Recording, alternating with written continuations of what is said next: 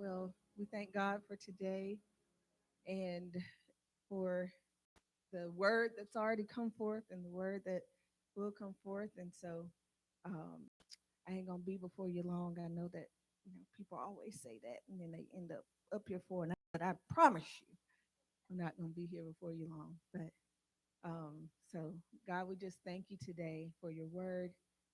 God, thank you for just bringing us here today to gather in your name and to glorify you, God. And so we honor you today with our lives and with our hearts. And we thank you for your word that will come forth, that we would all receive it, God, and to live according to how you would want us to live, God. And so we thank you, we praise you, we give you glory today in Jesus' name. Amen.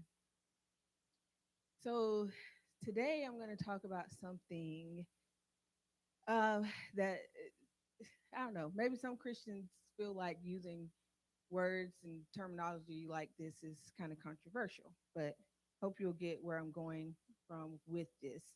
Before I start, I want to tell you a little story about some chickens. Chickens. My family has heard this story a lot because I was very affected by this incident. I just can't let it go. But anyway, it has a purpose. So, I don't know how many years ago, it was a few years ago, we went to a funeral and we were getting ready to park. I was driving my car. That morning, my sister Kristen and I had got up real early to go to Whole Foods. Now, if you know anything about me, you know the Whole Foods gets a lot of my money. Um, and so I had made it a point before we left. We were going to Whole Foods. I'm gonna get my little groceries, had my little grocery freezer bags and everything ready. So got to Whole Foods, got these two special chickens. They're very special. I have to tell you about them later, but very high quality, top notch, top of the line chickens. The best chicken you could ever eat in your life. So we went, had my little groceries and stuff in the car, and we pulled up at the funeral home. And I was just feeling a little bit like, something, you know, was a little uneasy in my spirit. And because it was,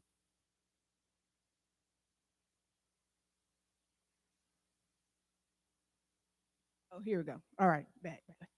Um, because we had a car full,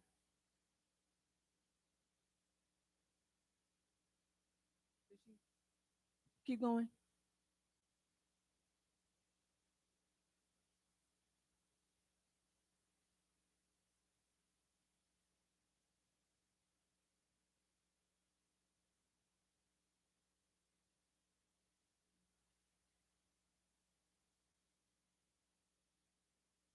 God, is it that you don't want me to talk about these chickens no more? If you don't, just say that. Anyway, I got to tell it. I got to tell it. So we went and um, it was a bunch of stuff in the trunk. So basically, I had to leave my freezer bag, my cooler with my stuff in it in the like, cabin of the car, where it was visible. And we pulled up, and I was like, I didn't want to leave it, sitting out where people could see it. But I remember telling Kristen when I was getting ready to park, if somebody gets in here and gets my chickens, I'm gonna be mad. That's what I told her. I was very worried about my chickens. Well, guess what? We went on in to the funeral, celebrated the life of a lovely woman, came out. My daddy was pulling up the car and he said, Keena, I think it got too hot in here. Your window is broke. And I was like, what? I said, real, I mean, it gets hot down here, y'all, and it can be over 100 and something degrees in the car, but the window has never broke, in the car before. It was just odd. So got in there. Come to find out, Somebody broke into my car and stole my chickens. Whew, I'm still a little upset about it. Can you tell? It was upsetting. You feel violated. You feel like, wow, why would somebody do that? They didn't only break into my car. They broke into a bunch of cars that day, which is, very sad. And, other people had more valuable stuff stolen than what I had. But it was weird because, like, who breaks into a car and steals a cooler bag full of groceries? Somebody that probably wants to eat well, eat better, okay? But what came occurred to me is that whenever I spoke that word, if somebody breaks into my car and steals my chickens, I'm going to be mad. That's literally what happened. And it's like, not like, I manifested it. And it was upsetting. But I learned a lesson from it. Number one, if anybody ever rides with me, I don't like people to leave stuff out in the open where people can see it. Number two, put your chickens in the trunk. Anyway, um, so what I want to talk about today is frequency, and specifically the frequency of faith, and how what we align with determines what kind of results, what kind of circumstances, what kind of manifestations we see in our life. Um, so anyway, that's kind of a negative example. Don't be sad. I've had lots of good chickens in between now and then. But a couple of other examples that I want to give of things that have happened that have been positive to me as a result of alignment or manifestation. Um, so, in two separate instances, I was seeking a job, and a job or jobs with specific parameters of, when I wanted to work, what I wanted to get paid, all that kind of stuff. And in both of these two separate instances, I wrote it down on a piece of paper in a notebook. And then, like, your mind or your focus goes elsewhere, in those weeks or months or whatever. And in the first instance, I think it was like I wrote it down, I want to say in June. And by September, or by the end of July, I had a job offer of exactly what I had written down. And then that September, I started that job. And then in the second instance, I wrote it down, I think it was April. And then around July, a friend of mine called me up and she was like, hey, we got an opening, at this um, place, and go ahead and apply.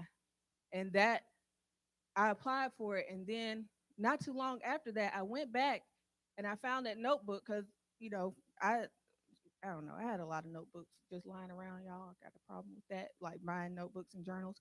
But I went back and I hadn't used that journal or that notebook in a while. And I went back and looked at it a few months later, and every single thing that I wrote on there about that job had come to pass. And so I was like, wow. And so one of the biggest things in my life was when I was 12 years old, I got accepted into the talent identification program at Duke. And I'm not, trying to like, you know, toot my own horn or whatever, but I was kind of a scholar back in the day. Made some good grades, did some good things in school. And when I was 12, I was like, I want to go to Duke. I'm going to Duke. Didn't know a lot about Duke. Didn't know how much it cost. Didn't know how far it was away from home. But I just decided I wanted to go. And so, time went on, obviously. And when I got in the 12th grade, I had a lot of offers from other different schools, scholarships, school rides, everything. And I was like, you know what? No, I want to go to Duke. So I only applied to two schools, Duke and Alabama. And I got in to both schools, but I didn't know that I had gotten into Duke. Before I, found out I got into Duke, I went to see Alabama. Alabama was like, yeah, we're going to give you all this money. You can, be in the honors program, all that kind of stuff. And I was like, okay, well, I'll just go there. You know, it's going to be free for me and whatever. But then not too long after that, I got an invitation to come visit Duke. And I was like, um, okay, well, I'll go, want to see what it's like. And I got there and I was like, I want to go here. And that's when they told us that we got accepted. But all along, from the time I was 12 on to the time where it was time to apply, I carried that frequency of going to Duke, that alignment with I want to go to school there. And so everything in this earth, in this world, in this universe, in the cosmos, everything carries an energy, a frequency, a vibration. And the results that we see, or what we see physically, is a result of a vibration, a result of a thought that became a thing into the earth. Just like God said, let there be light. The energy of that word, let there be light, created light in the earth and created the earth. And one of the things that I always think about, one of my favorite phrases is words create worlds. So the world that we're living in is a product of the words and a product of the thoughts and the frequencies that we align ourselves with. The thoughts and beliefs that you carry produce energy and direct your life. God gave us the power to be co creators in this life. We didn't create, flowers and trees and, birds and dogs and animals and, all these other things. We didn't create those, but we can create, co create things in our life that, and a lot of these things God puts in our heart for it to come to pass.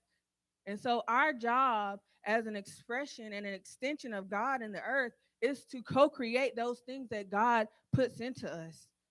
I know a lot of times, like, um we'll see something and we'll be like, dang, I thought of that years ago. I should have done that. But it's like that energy is always there and it's successful. If you don't do it, somebody else is going to do it because it's something that needs to be produced into the earth, right? And so how we can think about frequency, and I can't go into like just all the like nitty gritty of it. It's science, it's God, it's, a lot of that. But how we can think about frequency is like a radio dial. And, on your radio, you have the option of listening to whatever you want to listen to. If you want to listen to something a little hood ratchet, turn to 93 BLA. Hmm? I ain't going to, I mean, no judgment if you do. If you want to listen to some classical music, turn to the 88.1. Or, whatever. I don't know what the Christian station is because I don't really listen to the radio like that. But whatever station that you want to tune into, that you want to listen to, that you want to align with, you turn it to that frequency. Anything other than that, if you do, 88 point, wait, what is it? 88.3, you're not going to get the classical station that you want to listen to, right? So you have to be in alignment with whatever it is that you want to see in your life. So the manifestation or the co-creation that we have the power over is the result of whatever frequency that you're in alignment with. And so when you change your alignment, change your frequency, you're going to change your life. Now, there's still work that needs to be done. And we know that faith without works is dead. We can have faith that we want a successful business, but if we never set up the LLC, if we never market to who we want our customers to be, if we never, do any promotion or anything like that, we won't have a successful business, right?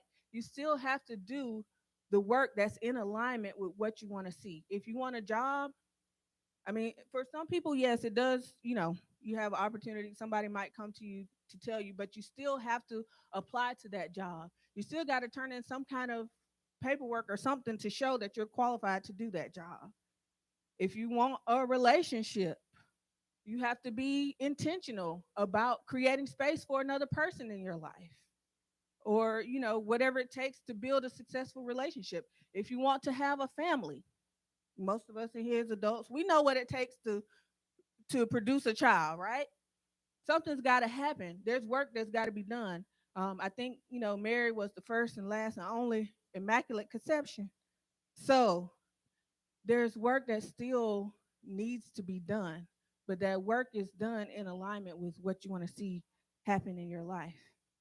And we know that Proverbs 23:7 tells us that as a man thinks in his heart, so is he. And a lot of times, some of the stuff that we're thinking and talking to ourselves, even subconsciously, even just, we saying it is a joke or whatever, is out of alignment with who we really want to be. We call ourselves crazy and stupid and, you know, talk all kind of negative stuff to ourselves. And that's not in alignment with who God created us to be. So in order to be in alignment with who God created us to be, we have to reframe, reprogram, identify those negative and limiting beliefs that we're believing. A lot of us, I do a lot of like studying on like personal development and self development and how we think and how that affects, the results and stuff that we see in our life. And a lot of us don't see the results that we want to see because we're feeling that we're not deserving of that we're not worthy of that. And let me just interject this right here. You don't have to do anything to be worthy of receiving what all God has for you. You don't have to do anything. You were born worthy, you were created worthy. But a lot of times we've been conditioned by people, by society, by the media that we're not worthy, you know, just it's so many different layers to that, but a lot of stuff that's out there is predicated on the fact that this is going to make your life better because it's not good enough now. You're not good enough now. And a lot of that conditioning, even those of us that are in Christ and those of us that, are in the church or whatever, a lot of that conditioning seeps into us and we internalize that we're not worthy. I don't never have any money. I'm always broke. It's because in some way you're in alignment with that idea that I don't deserve to have a lot of money. I'm always sick. I'm always this. I'm always that. It's alignment with an agreement, yes, with the thought that you're not worthy of being well, or you're not worthy of having a healthy relationship, or you're not worthy of mending this relationship with your parents or your friends or whatever. You're not worthy of a promotion or whatever. And a lot of it is subconscious. We don't consciously think. Like consciously we're like, yeah, I want that, and I feel I should get it. But the subconscious is where is where the action happens, I should say. So we're programmed, and again, I can't go deep down into it. Maybe one day, soon and very soon. But from the time that we're born to the time that we're about 6 or 7 years old is where we're getting programmed into how we think life should be. So we learn this programming from our parents and our primary caregivers and people in our life. And so that time is such an impressionable time for a child because we carry those beliefs, some of us, throughout our whole entire life. And if trauma happens, that affects us. whatever happens, that affects us very deeply at that age. And then from that age on, 95% of what we do is subconscious. It's just like learning to drive. At first, you might be on the interstate and your dad is on the passenger side pushing your foot down um, on the accelerator so you can go fast enough. That actually happened to me. I was not a good driver, probably still not. Because when I was learning to drive, I was like trying to, okay, think about this. Make sure your seatbelt's on. Make sure you look left and right. Make sure, I failed my driving test 2 times before I got it right because it was just a lot of like new stuff. This is new, that's new. And I didn't have a lot of practice. But once you get into practice, once you start, just doing it over and over again, things become subconscious. You get in the car, put on your seatbelt. If it's nighttime, turn the lights on. Crank it up, keep it moving. And you can drive and then listen to music, or drive and listen to an audiobook, or talk to somebody, because the driving part then is on autopilot. And that's how we conduct a lot of our lives. 95% of the actions that we do every day is habitual, repetitive, and then it becomes on autopilot. And so a lot of the beliefs that we have are beliefs that have been ingrained in us for so long that we, you know, think of it as fact or truth, and we just put it on autopilot. And one of the things that, a lot of Christians have been taught over the years is that God is a punisher. He's a disciplinarian. Everything that you do, you know, there are consequences to everything that we do. Don't get that wrong. But we've been taught in a lot of ways that, if we don't do this exactly like, what we've been told in church, that this is going to, we're going to get punished for it, or this or that. And so that's one of those beliefs that limits us and limits the freedom that we have in Christ to do what we've been called to do.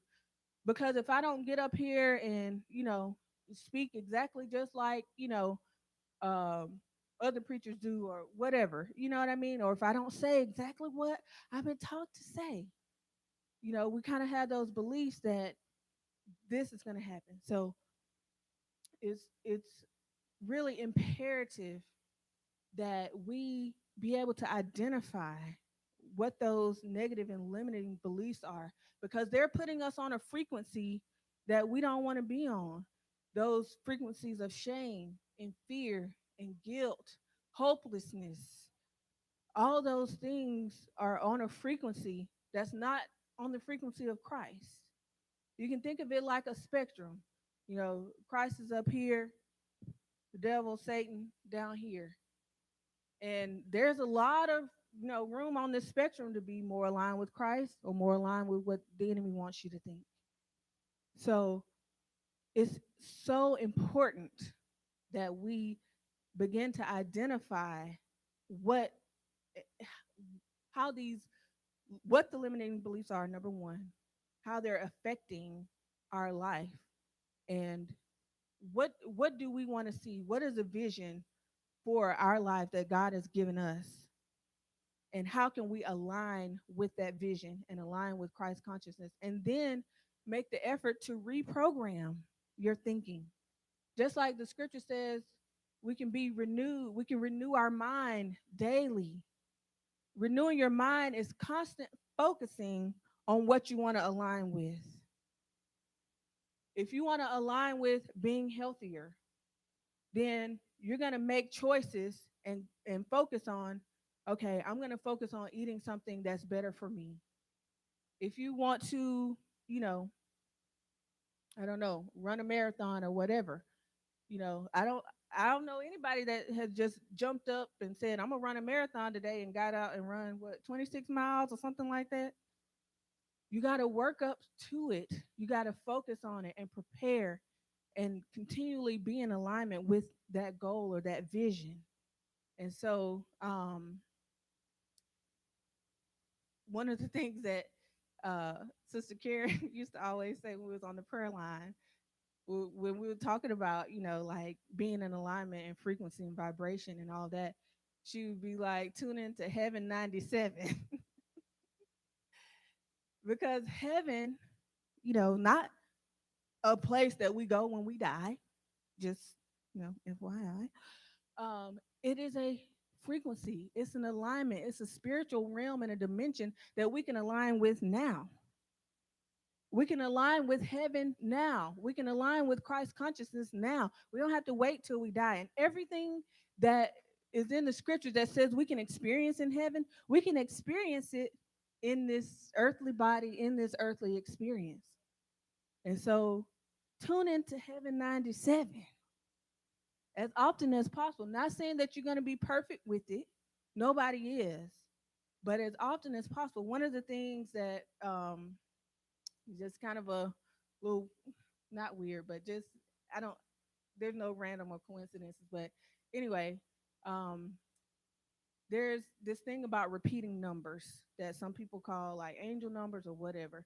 And whatever your thoughts are on that, um it's just like all of a sudden, not all of a sudden, but probably about maybe 2 or 3 years ago, I just started seeing all these repeating numbers: 111, 1111, 222, 333, 444, all that. And I was just like, God, what does that mean?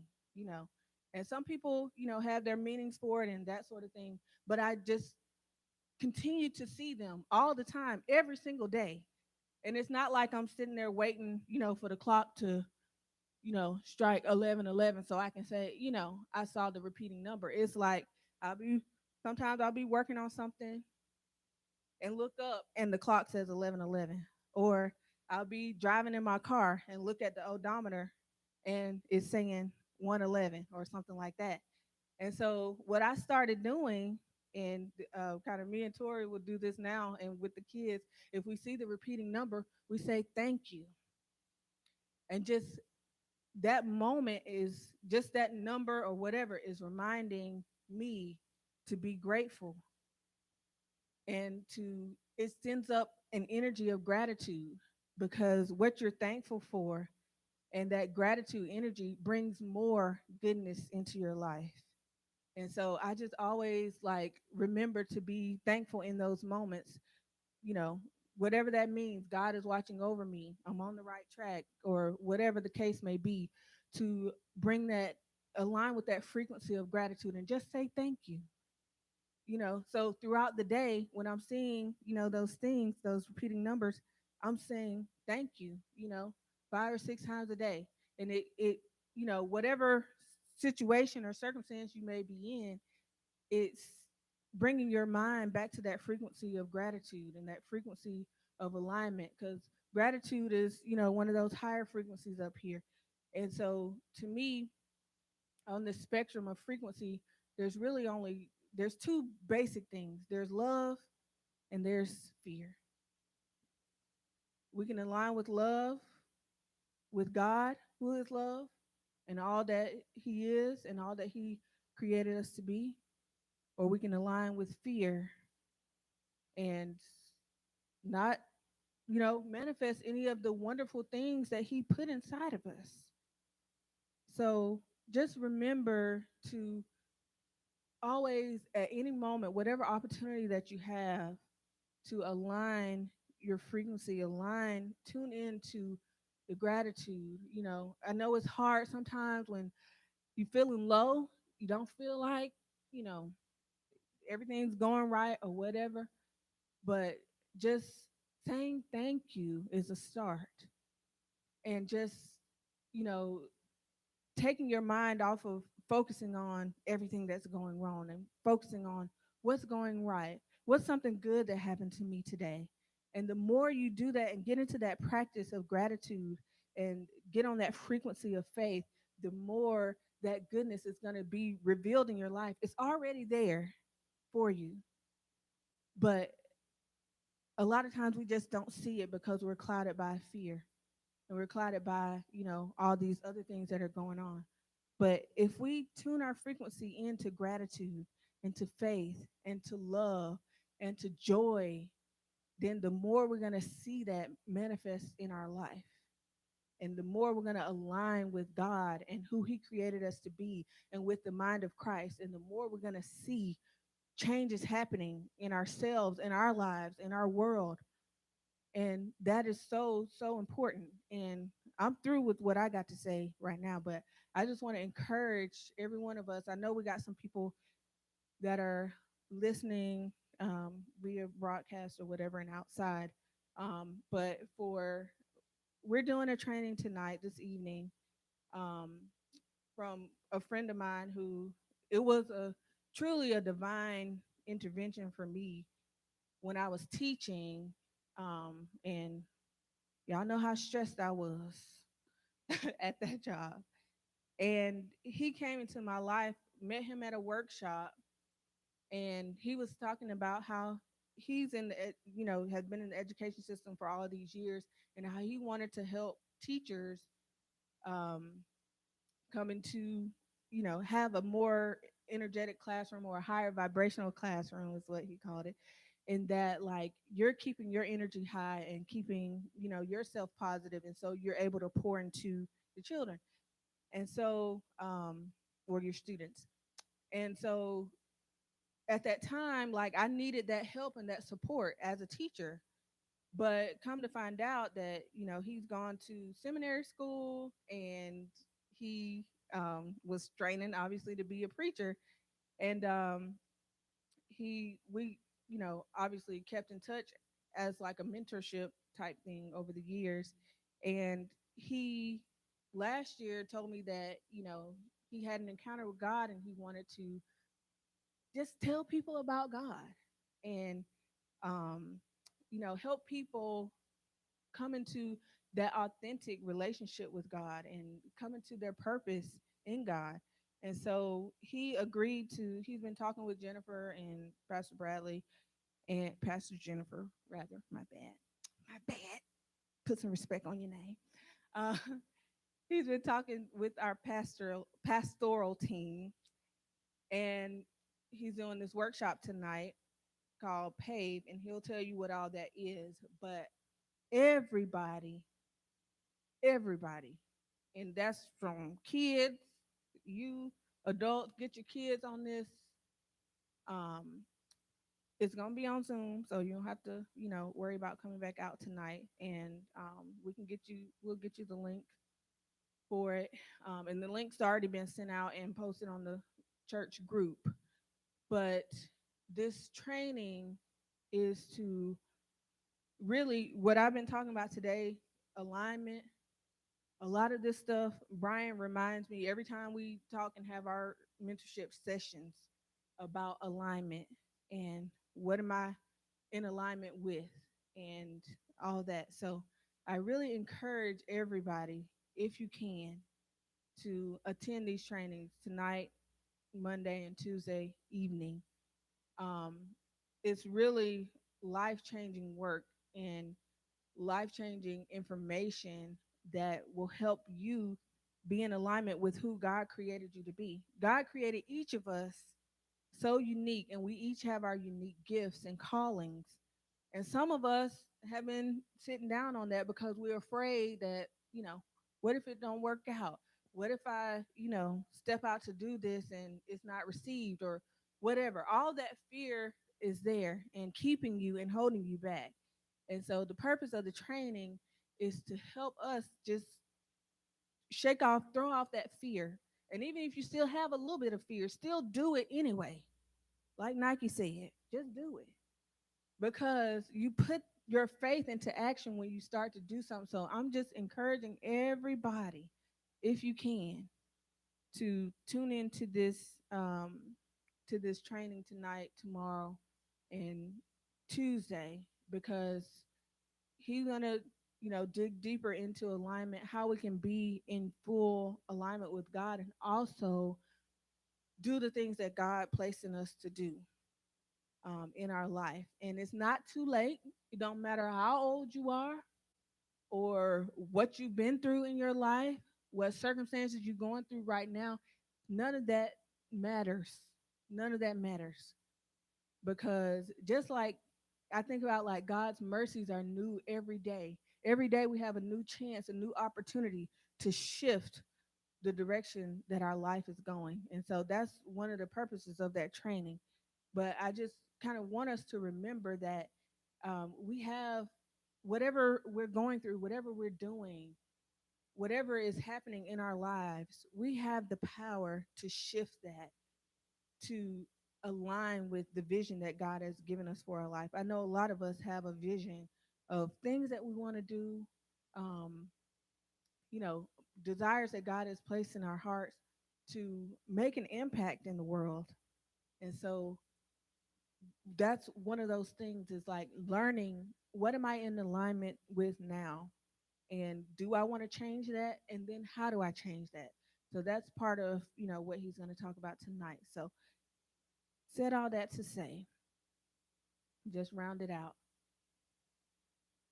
Remember the frequency of faith. And one of the things that I like to lift myself up is with affirmations. And I found this affirmation a while ago.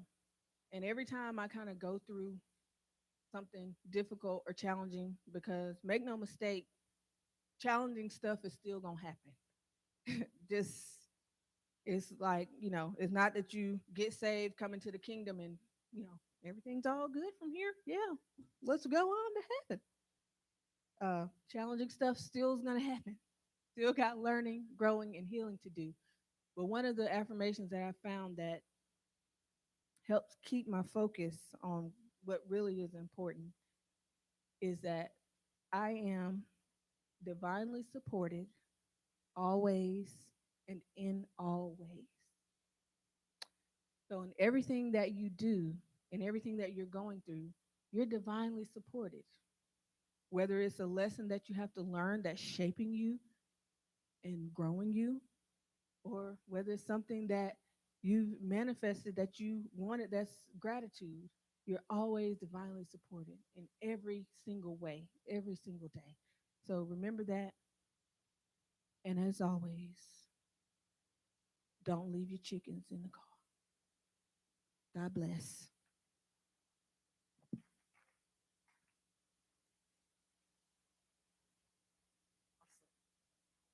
Wow. I listen.